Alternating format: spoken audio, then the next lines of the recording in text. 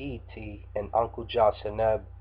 My name is Adrian Jones, a studier of Kemetics and ancient African society and culture, and of course religion.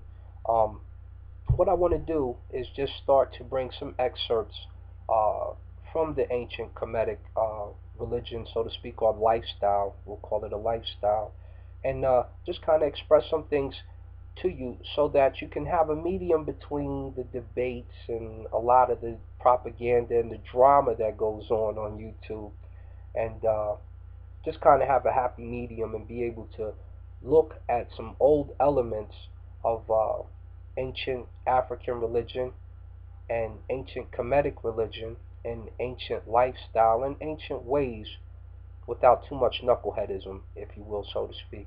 Um, what I'm going to do today is just kind of read an excerpt. This is one particular translation of the history of creation, and there are several creation stories. What I'm going to do is start with Khepera, Khepera, because though there are religious creation stories that date further back than this particular story, this is one of the prominent ones for the ancient Kemites, or as you would call Egyptians, uh, that stuck and that kind of laid some groundwork, if you will. This is a translation, by the way. I'm not reading the actual uh, uh, Medunetter that's written on the wall in ancient Kemet.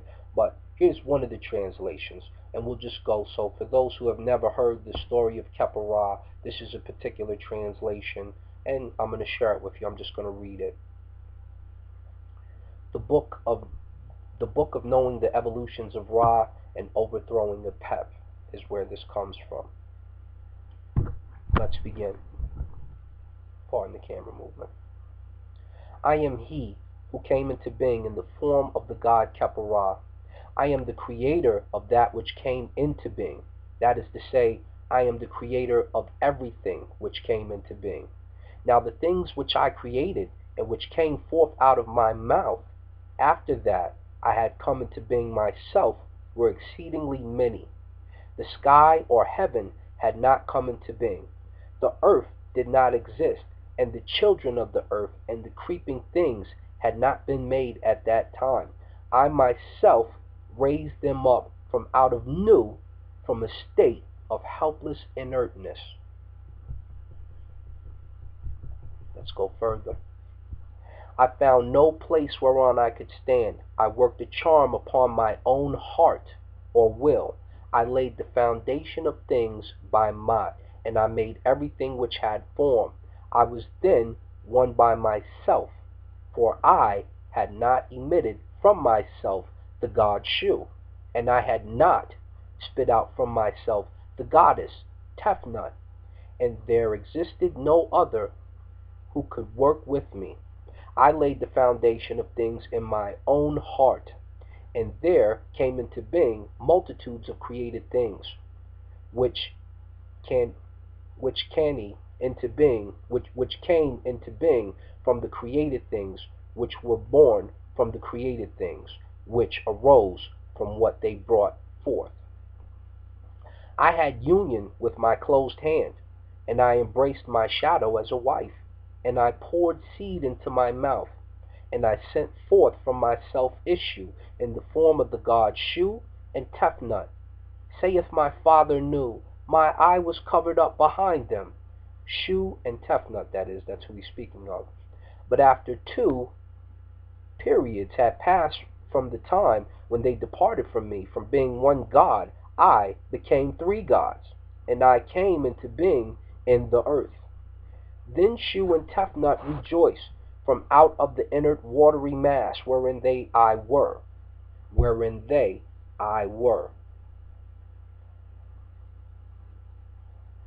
And they brought to my eye the sun.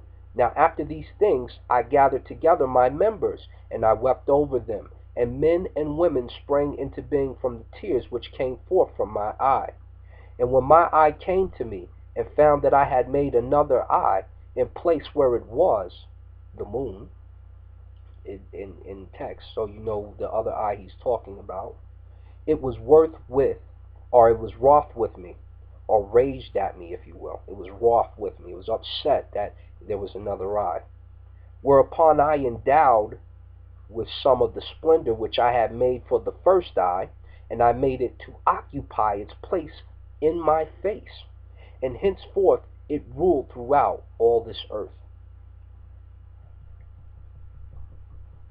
When there fell on them their moment through plant like clouds, I restored what had been taken away from them, and I appeared from out of the plant like clouds. I created creeping things of every kind, and everything which came into being from them. Shu and Tefnut brought forth Seb and Nut, and Seb and Nut brought forth Asar and Heru, and Kent and Mati, and Set and Aset and Nephthys at one birth, one after the other, and they produced their multitudinous offspring on this earth. This is part of the first creation story. So as you look at it, if you break the pieces down, pardon me, ear is itching. I'm a grappler and I get cauliflower ear. But if you look at the story, you're talking about Khepera creating himself into being. After he creates himself, he begins to create other items. When he creates these other items, Khepera himself states that these items are part of him. So he became three instead of one.